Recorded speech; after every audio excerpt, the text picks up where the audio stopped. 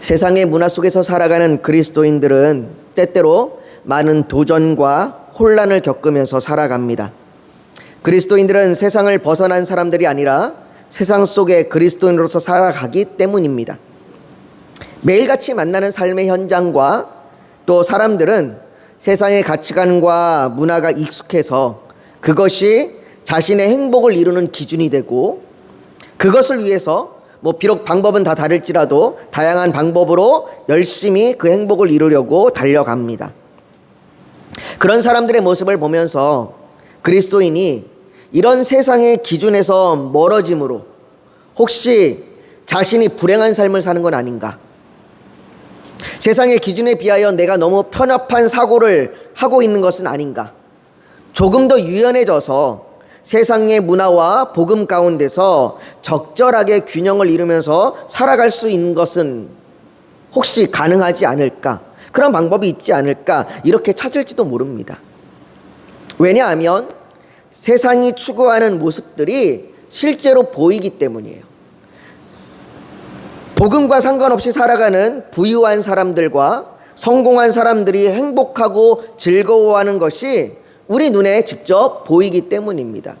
우리가 날마다 대하는 TV나 또 우리가 만나는 사람들, 또 우리 주변에 있는 사람들의 모습을 보면 그들의 모습들 가운데 그들의 행복한 표정들, 행복한 모습들, 또 그들이 즐기고 노는 모습들, 그들이 누리는 그 가치들이 우리 눈에 직접적으로 보이는 그런 것들이기 때문이죠. 마태복음 24장 38절에는 홍수 전에 노아가 방주에 들어가던 날까지 사람들이 먹고 마시고 장가들고 시집가고 있으면서 라고 말합니다. 사람들은요, 마지막 날까지 먹고 마시고 장가들고 시집가면서 이렇게 눈에 보이는 행복을 위해서 살아갑니다. 그리고 끝까지 세상은 그것이 옳다고 말합니다. 그것이 잘못됐다고 말하지 않아요. 세상은 그러면서 내가 정말 이게 행복한 게 맞을까? 그렇게 때로는 그렇게 고민할 때도 있겠지만 그 고민이 그렇게 오래 가지 않습니다. 세상은 그게 행복이라고 여기고 그런 모습들로 자신들을 비추고 포장합니다. 그렇게 그들이 옳다고 말하면서 쌓아 올린 모습들은 거대한 힘을 이루고요. 그 거대한 힘을 이룬 것이 마치 마귀가 예수님께 시험하였듯이 할 수만 있다면 돌로 떡을 만들어 먹는 것이 더 중요하다라고 그렇게 말합니다. 여러분, 그 마귀의 시험에 마귀가 예수님께 돌로 떡을 만들어라 라고 하는 그 시험에 예수님께서 어떻게 이기셨습니까? 예수님께서 이렇게 말씀하셨어요. 사람이 떡으로만 살 것이 아니요 하나님의 입으로 나오는 모든 말씀으로 살 것이라. 사람이 살아가는 것은, 다시 말해서 생명을 얻는 것은 당장 눈에 보이는 떡과 같이 내 손에 잡히는, 내가 만질 수 있는, 내가 실질적으로 내가 좀 누릴 수 있는 그런 행복이 아니라 하나님의 말씀으로 사는 겁니다. 여러분, 마귀는 여전히 세상을 살아가는 그리스도인들에게 이 시험으로 넘어뜨리려고 계속해서 떡과 행복과 평화를 우리에게 던져주면서 이걸 취하라고 이야기합니다. 이게 있어야 네가 행복하게 살아가고, 이게 있어야 네가 만족할 수 있다라고, 이게 있어야 네가 교회 다니는 걸 막는 것이 아니다. 네가 교회를 다녀라. 네가 교회 다니고 기도도 하고 네가 예배도 열심히 드려라. 그러나 네가 취할 것은 떡이다라고 자꾸 마귀는 우리에게 그렇게 던져주고 있는 거예요. 이러한 그 시험은 오늘 우리가 읽은 본문의 히스기야 왕에게도 있었습니다. 우리가 지난주에 히스기야 왕을 살펴보면서 히스기야 왕이 그의 조상 다윗의 모든 행위와 같이 여호와께서 보시기에 정직하게 행했다라고 말씀을 나눴었고요. 그리고 그가 여호와와 연합해서 그에게서 떠나지 아니하고 여호와께서 모세에게 명령하신 계명을 지켰더라라고 우리가 살펴봤습니다. 히스기야 왕은 그 전에도 없었고 그 이후에도 없을 만큼 여호와 하나님과 연합한, 그래서 영통했던 삶을 살았던 정말로 참 복이 드문 그런 왕이었습니다. 그는 그 어떤 왕도 하지 못했던 산당을 제거하는 일을 했었고, 모세의 노뱀을 부숴버리면서 그게 아무것도 아니다라고 그렇게 말할 정도로 아주 그렇게 단호하고 그리고 적극적으로 개혁을 단행했습니다. 심지어 히스기야 왕의 그런 적극적인 모습, 그런 믿음은 그의 정치적인 모습에도 나타나는데요. 그의 담대함이 정치적으로 어떻게 나타나냐면 7절에 보면 이렇게 얘기해요. 여호와께서 그와 함께 하심에 그가 어디로 가든지 형통하였더라. 저가 아수르 왕을 배반하고 섬기지 아니하였고라고 말합니다. 여러분들, 남유다는요 계속해서 친아수르 정책을 폈습니다. 아수르 왕하고 아수르 나라와 친하게 지내고 그 나라에게 조공을 바치는 그러한 정책을 쭉 펴왔던 것이 남유다예요. 그런데 이것이 히스기야 왕 때 이르러서 옳지 못하다고 여겼고, 히스기야 왕은 그 아수르와의 관계를 끊어버립니다. 그래서 그들과의 관계를 끊고 더 이상 아수르와의 그 친정책을 펴지 않습니다. 그런데 이런 히스기야 왕의 담대함에 도전을 주는 상황이 벌어진 겁니다. 오늘 본문 9절과 10절 한번 같이 볼까요? 우리 9절과 10절을 같이 한번 읽습니다. 같이 읽어볼게요. 시작. 히스기야 왕 제4년 곧 이스라엘 왕 엘라의 아들 호세아 제7년에 아수르의 왕 살마네셀이 사마리아로 올라와서 애워쌌더라. 3년 후에 그 성읍이 양납되니 곧 히스기야 왕의 제6년이요 이스라엘 왕 호세아의 제9년에 사마리아가 함락되매. 이 내용은 우리가 계속해서 살펴봤던 내용입니다. 북이스라엘이 멸망하게 된, 북이스라엘이 아수르에 의해서 점령하게 되는 그러한 일이죠. 이 일이 남유다의 왕 히스기야 왕 때에 있었습니다. 히스기야 왕이 자기가 왕이 된 지 6년이 된 때에 북이스라엘이 아수르에 의해서 점령을 당한 거예요. 아수르의 강력한 힘이 바로 눈앞에 보인 겁니다. 아, 저들의 힘이 저렇게 강력하구나. 우리의 같은 민족이었던 북이스라엘을 완전히 점령시키고 저들을 포로로 다 끌려갔구나. 저들이 막강한 군사력을 가지고 있구나 라고 하는 것이 눈앞에 명백하게 보인 겁니다. 현실이 된 거죠. 물론 아수르가 강하다는 것을 전에 몰랐던 것은 아닙니다. 전에도 알았고 이미 알고 있는 일이에요. 그러나 알고 있는 것과 눈에 보이는 건 다릅니다. 그잖아요. 우리도 그렇잖아요. 아, 우리가 이 문제가 어렵다라는 걸 알고 있는 것과 직접 그 문제를 내가 당했을 때 그 어려움을 느끼는 거는 전혀 다른 일이잖아요.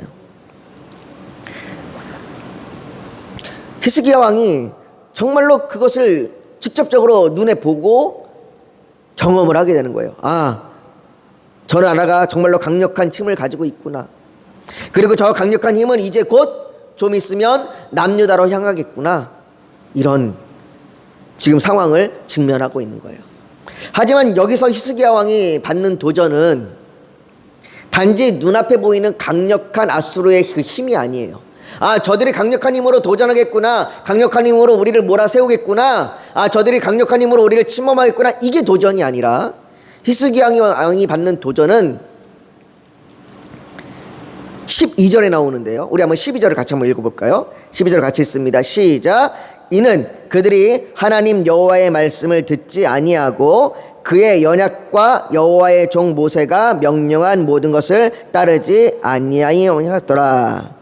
성경은 아수르의 그 북이스라엘의 점령에 대하여 평가하기를 북이스라엘이 점령을 당한 건 아수르의 강함 때문이 아니라 북이스라엘의 불순종 때문이라고 말합니다.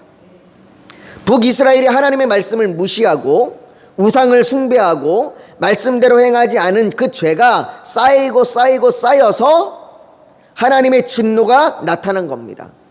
다시 말해서 히스기야 왕이 받는 도전은 눈에 보이는 세상, 그 눈에 보이는 세상의 강함 앞에서 보이지 않는 하나님을 끝까지 붙들 수 있는가, 이게 도전인 거예요.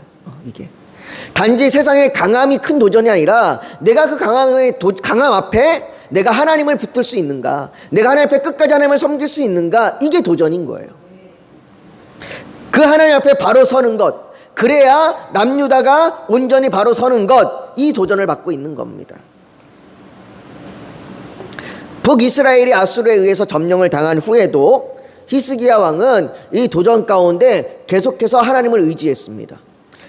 그가 아수르에 대하여 계속해서 대적하면서 아수르에 반대하며 끝까지 그가 하나님의 뜻에 따라서 하나님의 말씀대로 하나님을 의지하며 견뎠습니다.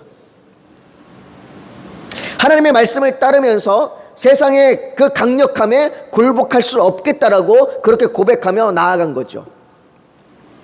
이런 히스기야 왕과 남유다의 정책이 계속 유지되자 아수르의 그 사네립 왕은 대군을 끌고 와서 남유다를 침략합니다. 오늘 본문 13절입니다. 히스기야 왕 제14년에 아수르의 왕 사네립이 올라와서 유다 모든 견고한 성읍들을 쳐서 점령하매. 아수르는 남유다 주변에 있는 나라들을 하나씩 점령하기 시작했어요. 하나씩 점령해서 이제는 남유다 혼자만 남을 수 있도록 그렇게 고립을 시킵니다. 남유다가 주변에 있는 나라들에게 도움을 청할 수가 없어요. 도움을 청해도 그들을 도와줄 나라가 이제 아무도 없는 거예요. 오직 남유다만 아수르와 대적하고 있는 겁니다. 그런 상황으로 몰아갔습니다. 그리고 몰아가고 나서는 남유다를 공격해서 남유다의 46개의 성읍을 다 점령해 버렸어요. 이제 남은 건 남는 건 예루살렘밖에 없습니다. 좀 있으면 예루살렘 성전이 함락될지도 모르겠어요. 그리고 20만 명이 넘는 사람들이 다 포로로 잡혀버린 겁니다. 아수르의 공격 앞에 이제 남유다는 정말로 풍전등화와 같은 겁니다. 언제라도 남유다는 아수르에 의해서 점령당해서 북이스라엘과 같은 그런 처지가 될지 모르는 상황인 겁니다. 사정이 너무 급해진 거죠. 너무나 급격하게 이 일이 진행이 됐고 너무나 지금 급한 상황인 겁니다. 말 그대로 문제가 지금 발등 앞에 떨어진 거예요. 이대로 계속해서 저항하면 곧 예루살렘도 점령을 당할지 모릅니다. 그래서 히스기야 왕이 선택한 것이 아수르 왕 사네립에게 조공을 바치고 달래는 겁니다. 14절에 보면 유다의 왕 히스기야가 라기스로 사람을 보내어 아수르 왕에게 이르되 내가 범죄하였나이다. 나를 떠나 돌아가소서. 왕이 내게 지우시는 것을 내가 당하리이다 하였더니 아수르 왕이 곧 은 300달란트와 금 30달란트를 정하여 유다 왕 히스기야에게 내게 한지라 라고 말합니다. 히스기야 왕은 아수르 왕에게 비참하게 용서를 구합니다. 내가 범죄했습니다. 내가 잘못했습니다. 내가 끝까지 대항한 거, 내가 끝까지 저항한 거 내가 잘못했습니다. 당신이 내게 요구하면 내가 다 들어드리겠습니다. 그리고는 아수르 왕이 요구한 은 300달란트와 금 30달란트를 바칩니다. 제가 이걸 현재 시세로 환산해 보니까요. 이 300달란트면 약 10.2톤 정도가 된대요. 그게 지금 시세로 얼마냐면 은이 130억이에요. 130억. 그리고 금 30달란트 그걸로 또 계산해 봤더니 그게 1080억 정도 됩니다. 이거 엄청난 양이에요. 엄청난 금액인 히스기야 왕이 이걸 바치기 위해서 어떻게 하냐면 15절과 16절에 보면 성전과 왕궁 곳간에 있는 은을 다 내어줘요. 성전에 있는 곳간에 또 왕궁에 있는 곳간에 있는 금이란 금은 다 꺼내서 그걸 갖다 바칩니다. 심지어 금도 바쳐야 되는데 금이 없으니까 어떻게 하냐면 각 기둥, 그 성전과 왕궁에 있는 기둥에 금으로 이렇게 다 도배를 해놨는데, 다 칠해놨는데 그걸 다 벗겨버려요. 그걸 다 벗겨서 그걸 다 모아서 갖다 바치는 겁니다. 그러면서도 역대기에 보면 이걸 내가 다 갖다 바치면 이제 저들이 우리를 더 이상 공격하지 않겠지, 우리를 더 이상 침략하지 않겠지, 이거에 대한 확신이 아직 없어요. 그걸 다 갖다 바치면서도 불안한 겁니다. 그걸 다 갖다 바치면서도 과연 저들이 물러갈까 염려가 되는 마음이 역대기에 기록되어 있습니다.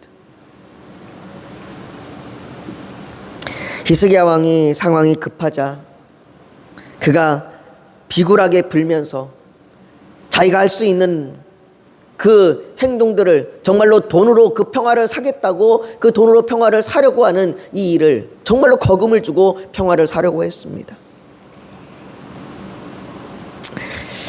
하나님을 의지하는 것도 잊어버리고 아수르의 거대한 힘 앞에 무릎을 꿇은 이 히스기야 왕을 보면서 우리는 히스기야 왕이 참 믿음이 없다 이렇게 쉽게 말할 수 있을까요? 상황이 급하면 급할수록 더 하나님께 기도하고 매달렸어야지. 지금 왜 하나님 앞에 기도하고 간구한 것이 아니라 네 방법대로 네 뜻대로 사신을 보내서 그렇게 했느냐라고 그렇게 쉽게 판단하며 말할 수 있을까요? 사실 그렇게 판단하는 건 쉽습니다. 그렇게 판단하고 정지하는 건 쉬워요. 우리가 주변에 있는 사람들이 어려운 일을 당할 때 그가 믿음으로 행동하지 않고 그가 흔들리는 모습을 보면서 그러면 안 되지, 믿음으로 해야 되지, 기도해야지 이렇게 말하는 건 사실 쉬워요. 그러나 그 판단하는 것으로 우리를 돌아볼 때는 어떻습니까? 우리 역시 날마다 히스기야 왕과 같은 그런 상황에 직면하고 있다는 것을, 그리고 그 상황에 수없이 넘어지는 것을 우린 보게 됩니다. 우리에게는 당장 눈앞에 보이는 현실과 떡이 약속의 말씀과 하나님보다 더 크게 보이는 거죠. 우리도 돈을 주고 평화를 사려는 마음이 들 때가 얼마나 많이 있는지 모릅니다. 그래서 우리는 날마다 하나님 앞에 우리의 연약함을 고백하는 것이고 하나님의 지혜와 믿음이 필요합니다. 사랑하는 성도 여러분, 오늘 히스기야 왕은 돈으로 평화를 사려고 했습니다. 그러나 이 평화는 오래가지 못합니다. 아니, 오히려 이것이 아수르 왕에게는요 더 큰 힘을 실어줬어요. 자신감을 실어줬어요. 내가 이밖에 강하게 하니까 저들이 굴복할 수밖에 없구나, 이런 강함을 보여줍니다. 그리고는 그 강력한 힘으로 다시 쳐들어옵니다. 여러분, 우리도 하나의 문제가 해결되면 그 문제 해결되는 것을 끝나는 것이 아니라 또 다른 문제들이 쳐들어옵니다. 그것이 믿음으로 그 문제를 해결했든 아니면 우리가 인간적인 방법으로 그 문제를 해결했든 우리에게 문제는 끝나지 않아요. 아마 우리가 죽는 날까지 우리에게는 계속해서 문제들이 반복되어 올 겁니다. 이 문제는 결국 마귀가 우리에게 던져주고 있는, 네가 떡으로, 이 돌들로 떡을 만들어라 라고 하는, 이 떡을 먹으라 라고 하는 그 문제인 거예요. 계속해서 마귀 사단은 우리에게 떡을 가지고 시험합니다. 이 떡을 네가 받으라, 떡을 받으라. 그렇게 우리에게 계속해서 문제들이 생기는 거죠. 문제들을 주고 있는 거죠. 이 과정에 우리는 이 과정에서 믿음의 선택을 하게 됩니다. 그러나 그것이 나는 히스기야 왕처럼 절대로 돈으로 평화를 사는 선택을 하지 않을 거야, 이렇게 말하는 것은 아닙니다. 나는 믿음이 있으니까 내 이 믿음의 문제로 모든 문제를 해결할 수 있어 라고 그렇게 말할 수 있는, 그런 쉽게 판단할 수 있는 건 아닙니다. 그리고 또한 믿음이라고 하는 것은 그렇게 내가 당장의 문제를 해결하는 것이 능력이 되는 것이 믿음이 아닙니다. 사람들은 때때로 이 현실적인 어려움 앞에서 골리앗 앞에 선 다윗과 같이 되기를 원합니다. 하나님, 내가 다윗처럼 되길 원합니다. 그래서 우리의 문제들이 골리앗처럼 우리 앞에 산적해 있고 우리의 문제들이 나를 엄습해 올 때에 내가 다윗처럼 정말로 내가 물매를 던져서 이 믿음의 물매를 한 번에 딱 던져갖고 한 방에 그 문제를 빡 깨트리는 그러한 믿음의 승리자가 되기를 우리는 원합니다. 그러한 믿음은 단지 문제를 해결하기 위한 능력의 수단이 아닙니다. 우리는 믿음이라고 하는 것을 그렇게 문제를 해결하기 위한 수단으로 사용될 때가 너무나 많아요. 다윗이 물매를 던지면서 골리앗에게 한 말이 있습니다. 우리가 너무나도 잘 아는 말인데 그 말을 우리가 곰곰이 살펴보면 그 말이 주는 의미가 무엇인지를 우리가 한번 되새겨 볼 필요가 있어요. 다윗이 블레셋 사람들에게 이렇게 얘기합니다. 너는 칼과 단창으로 내게 나아오거니와 나는 만군의 여호와의 이름 곧 내가 모욕하는 이스라엘 군대의 하나님의 이름으로 내게 나아가노라. 다윗은 여기서 내가 이 믿음으로 이 문제를 해결하겠다라고 말하지 않습니다. 다윗은 세상은 계속해서 눈에 보이는 것을 들고 나올 것이다. 세상은 계속해서 창으로, 칼로, 떡으로, 평화로, 힘으로 나올 것이다. 그렇게 세상이 그런 것들로 나올 때에 그렇게 나오는 세상에 우리는 하나님을 의지하여 나아간다. 다윗은 그것이 믿음이라고 얘기하고 있는 거예요. 내가 이것으로 가지고 문제를 해결했다라고 얘기하는 것이 아니라, 내가 이 믿음으로 너를 쓰러뜨림으로 문제를 끝나겠다라고 말하는 것이 아니라, 어떤 어려운 문제를 해결하기 위한 수단이 아니라 계속해서 하나님을 의지하면서 나아가는 것, 이것이 믿음이라고 얘기하고 있는 거예요. 여러분, 믿음은 돌로 떡을 만드는 능력이 아니에요. 근데 우리는 자꾸 믿음을 돌로 떡을 만드는 능력을 구합니다. 우리는 수없이 돌로 떡을 만드는 능력을 구하면서, 하나님, 내 문제가, 지금 어려운 문제가 떡이 되게 해주십시오. 그래서 내가 믿음의 승리자가 되길 원합니다 라고, 그렇게 계속 우리는 그것을 믿음으로 구합니다. 그리고 헌신하며 정말로 열심을 다하죠. 그러나 하나님께서는 분명히 말씀하십니다. 우리는 돌로 떡을 만드는 사람들이 아니라 하나님의 말씀으로 살아가는 사람들이에요.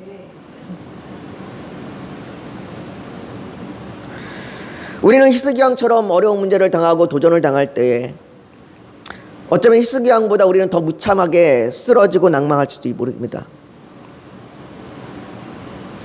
어느 때는 정말로 우리가 돌로 떡을 구할지도 모르겠죠. 하나님 앞에 그것을 구하며 믿음을 구할지도 모르겠습니다.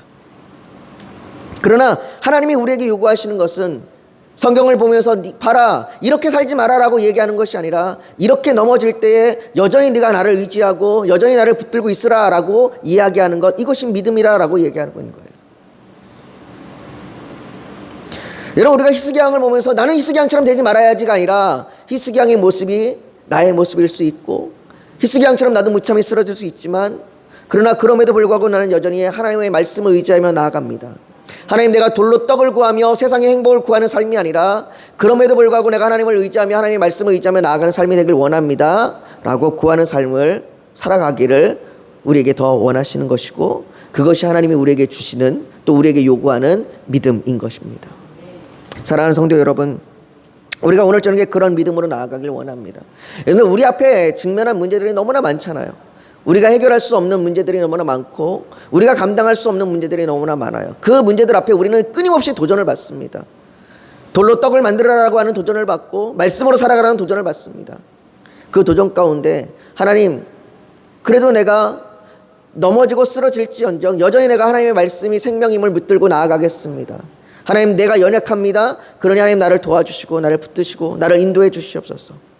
그렇게 성령의 능력으로, 성령의 은혜로 내가 오늘 하루도 살아가고 또 견디고 나아갈 수 있도록 인도해 달라고, 우리가 그렇게 오늘 저녁에 주님 앞에 지금 기도하며 나아가기 원합니다. 우리 그렇게 그 말씀을 의지하며 주님 앞에 같이 기도하겠습니다. 같이 기도합니다. 거룩하신 아버지 하나님, 우리는 세상에서 늘 도전을 받습니다. 세상은 눈에 보이는 현실과 세상의 상황 가운데 그들이 행복을 추구하고 누리라고 말합니다. 그들은 믿는 우리에게도 너희의 문제를 해결하고 너희 상황을 해결하여 돌로 떡을 만들으라고 얘기합니다. 그러나 아버지 하나님, 우리는 돌로 떡을 만드는 사람들이 아닙니다.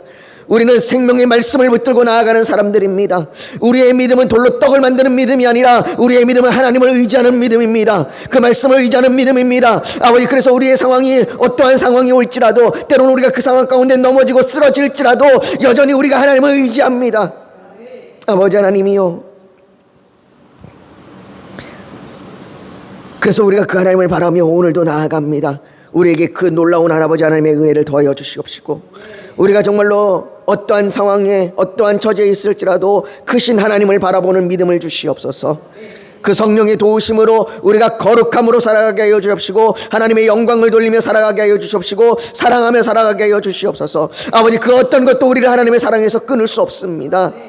아버지 하나님, 우리 교회를 붙들어 주셔서 정말로 우리 교회의 소망이 하나님이심을 믿으며 나아가게 하여 주시옵시고, 정말로 이 교회 가운데 모여드는 모든 자들이 그 하나님을 붙들며 그 하나님 앞에 영광을 돌리며 하나님을 예배하는 자들이 되게 하여 주시옵소서.